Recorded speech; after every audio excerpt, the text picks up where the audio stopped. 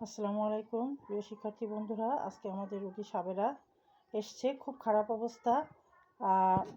সমস্ত শরীরে গিটে গিটে ব্যথা, সমস্ত শরীরে ব্যথা। বসলে উঠতে পারে না, তাই না? চলাফেরা করতে অসুবিধা হচ্ছে। হ্যাঁ। ঘুম থেকে উঠলে পা বাড়াতে কেমন হয়? ঘুম থেকে উঠলে আপনার সমস্ত ব্যথা পাততে পারি না, আস্তে তো খোঁড়ায় খোঁড়ায় যেতে হয়।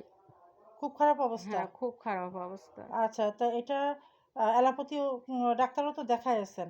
হ্যাঁ, হ্যাঁ, অ্যালোপ্যাথি ডাক্তার দেখাইছি। আচ্ছা, তা আপনার ওই কোনো পরিবর্তন নেই, একই না, রকমই না আছে, আরো কোনো। খারাপ অবস্থায় যাচ্ছে। হ্যাঁ, খারাপ আচ্ছা, অবস্থায় যাচ্ছে। হ্যাঁ, আরেকটা কি হাতটা উঁচু করেন তো দেখান। হ্যাঁ, এই যে হুম, এই হাতটা সোজা হচ্ছে না, এই যে ৩ মাস ধরে একেবারে সোজা করতে পারছে না, এই যে বেঁকে আছে। হুম। এই যে, তাই না? কতদিন ধরে? মানে এ পুরোপুরি অবশ হয়ে গেছে হ্যাঁ, ৩ মাস ধরে। হ্যাঁ, এই হাতে পুরোপুরি কিছু অবশ হয়ে গেছে। কোনো হাতে বল নেই। বল নেই। হাতে কোনো কিছু ধরতেই পারছি না। উঁচু করতে যাচ্ছি তাও হাত হুম, মোটে পানি তুলতে পারিনি। মানে সম্পূর্ণ এটা এরকম বেঁকে হ্যাঁ, আছে, এই যে গিঁটগুলো ফুলে ফুলে রয়েছে। হ্যাঁ। তাই না? গিঁটে গিঁটে কি ব্যথাও রয়েছে এখানে? না, এই গিটি এর মধ্যে ব্যথা আছে, হাত ব্যথা হালকা আছে। হালকা ব্যথা আছে। হ্যাঁ, হালকা ব্যথা আর আছে। বেশি ব্যথা হচ্ছে ওই সব হ্যাঁ, গিরে সমস্ত গিরে গা। সমস্ত গায়ে। হ্যাঁ, সমস্ত গা আচ্ছা, ব্যথা। হুম, হাঁটুর আচ্ছা। মেলা বসলে আর উঠতে পারছি না। আর কি কি হচ্ছে? এই পার গুছা, ওর ভিতরে সব ব্যথা হয়, হাঁটতে গেলে ব্যথা হয়, গা টলি টলি পড়ে যায়। হুম। এগুলো সব তারপরে সমস্যা হয়ে যখন যায়। আবার আবার যখন আপনার সকালবেলা তো ভীষণ ব্যথা থাকে। হ্যাঁ, আবার হাঁটতে হাঁটতে কি কিছুটা কমে যায়? হ্যাঁ, কিছুটা কমে যায়। আবার আবার অতিরিক্ত? আবার বেশি হাঁটলে আবার সমস্যা দেখা মানে দেয়। তখন আবার বসে হ্যাঁ, পড়তে হয়। বসে পড়তে হয় আবার। আচ্ছা। আর সেই সাথে অঞ্জলা, অস্বস্তি, হ্যাঁ, একটা মৃত্যু ভয়, অস্থিরতা, মনে হয় যেন বাঁচব হ্যাঁ, না, হ্যাঁ, হ্যাঁ, এরকম এগুলো একটা ভাব হ্যাঁ, হয় হ্যাঁ, আপনার, ওগুলো তাই না? সব হয়, হ্যাঁ। এগুলো সব হয়? হ্যাঁ, এগুলো সব হয়। মনে হয় যে আর বাঁচবো না, বোধহয় আমি মরে যাবো, না, হ্যাঁ, এরকম একটা হয়? দেহের ভিতরে অশান্তিপানা জাগে হ্যাঁ, শুধু তখন। অস্থির অস্থির লাগে? হ্যাঁ, অস্থির, অস্থির রাত্রির লাগে। বেলা অস্থির অস্থির লাগে? হ্যাঁ, ঘুম আসে একটা না তো। আর একটা শিরার সমস্যার কথা বললেন, পায়ের ওই হাঁটুর নিচের বগলের যে মোটা শিরাটা, হ্যাঁ, হ্যাঁ, সেটা ওটা এরম কেমন হয়? ওইটা এরম টেনে দলা হয়ে যায় একেবার। পা মানে লম্বা কি করা না, যায় না। পা আর লম্বা করা মনে যায় হয় না। যেন এই বোধহয় হ্যাঁ, কেটে কেটে গেল। গেল, কেটে গেল। হ্যাঁ, মনে হচ্ছে কেটে গেল। এরম অবস্থা হয়। আচ্ছা, মাথাটাও গরম হয়ে হ্যাঁ, যায় অনেক মাথাটা সময়। গরম হয়ে যায়। হাঁটতে, হাঁটতে মাথা টাল দেয়। হ্যাঁ, মানে চলাফেরা একমাত্র তেমন। বুক ধড়ফড় করে? না, বুক তত ধড়ফড় করে না। অল্প হালকা হ্যাঁ, পাতলা অল্প করে? হালকা পাতলা মানে একটু ইয়ে হালকা হয়। পাতলা করে। হ্যাঁ, আচ্ছা। আর ঘাড়ের শিরা-টিরা হ্যাঁ, কষা? ঘাড়ে শিরা-টিরা কষা হয়। এসব মাথা-টাথা সব এসব যন্ত্রণা করে।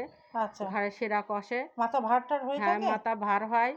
আচ্ছা, খাওয়া এরকম গ্যাস অবস্থা। কেমন? গে গ্যাস তো প্রচুর আছে। প্রচুর হ্যাঁ, আছে। গ্যাস আছে, প্রেশার আছে। আচ্ছা, ঘন ঘন হ্যাঁ, প্রস্রাবও হচ্ছে, তাই না? ঘন ঘন প্রস্রাব হচ্ছে, প্রস্রাব হলে তা ধরে রাখা যায় না। হুম। এগুলো সমস্যা হচ্ছে। আচ্ছা, শিক্ষার্থী বন্ধুরা, আজকে যতটুকু লক্ষণ পেলাম, এই লক্ষণের উপরে আমি ঔষধ দিলাম রাস্টক্স। রাস্টক্স যেহেতু এটা স্থির হয়ে থাকলে কম অতিরিক্ত বেড়ে যাচ্ছে। আবার প্রথম সঞ্চালন, সকালবেলা যখন ঘুম থেকে উঠছে, প্রথম সঞ্চালনে খুব বেশি বৃদ্ধি হচ্ছে। যার জন্য রাস্টক্স ২০০ শক্তি দিলাম, মাত্র একটি দানা ডিস্টিল ওয়াটার দিয়ে গুলিয়ে ডোজ তৈরি করে খাওয়াই দিলাম, বাকিটা প্লাসিবো ভিটামিন দিয়ে দিলাম।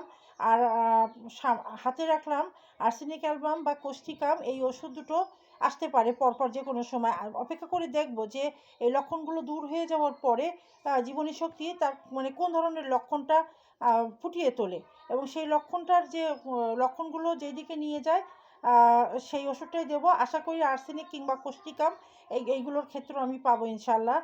আর যে পায়ের যে মোটা শিরাটা যেন কেটে যাবে, হ্যাঁ, মানে মনে হয় যে এই বোধহয় ছিঁড়ে গেল, হ্যাঁ, ছিঁড়ে ভীষণ গেল, একটা দলা হয়ে কষ্ট। যাচ্ছে। যেন কষা কচি হ্যাঁ, সে কষে কষে, হ্যাঁ ধরে হ্যাঁ রেখে যেতে হয়। হ্যাঁ, এটা চামড়ায় এটি ধরে রাখতে হ্যাঁ হয়। হ্যাঁ এই লক্ষণটা কিন্তু হুম, রাস্টক্স খুব ভালো কাজ করে এই লক্ষণটার উপরে। আর্সেনিকও কাজ করে, শিরার উপরে খুব ভালো কাজ করে। আর অন্যান্য জায়গায়ও তো শিরা কষে ধরে, তাই না? হ্যাঁ, হ্যাঁ, অন্যান্য জায়গায় শিরা কষে হ্যাঁ, ধরে। এবার ঘাড়ে সেরা মনে হচ্ছে কেটে গেল, কেটে গেল। তা হ্যাঁ ঘাড়ে হ্যাঁ সেরা হ্যাঁ দলা করি, তাই আবার পানি দিলাম, হ্যাঁ হ্যাঁ মোটরের পানি।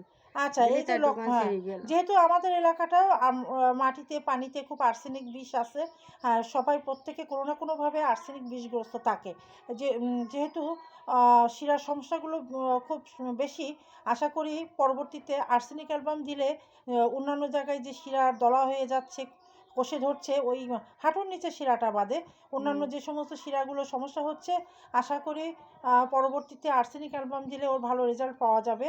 আর এই হাতটা যে ব্যাকা হয়ে গেছে 3 মাস ধরে কোনো কিছু করতে পারছে না, আর মুঠোও করতে পারছে না বা পুরোপুরি মেলাতেও পারছে না, এইটা রাস্টক্সেও অনেকটা উপকার হয়ে যাবে, আধা আধি ভালো হয়ে যাবে ইনশাল্লাহ। তারপরে আল্লাহ যদি চায় পরবর্তীতে আর্সেনিক অ্যালবাম দিলেও যদি একটা শিরার যে একটা টান কষা, সেটাও দূর হয়ে হাতটা আশা করি অনেকটা ভালো হয়ে যাবে।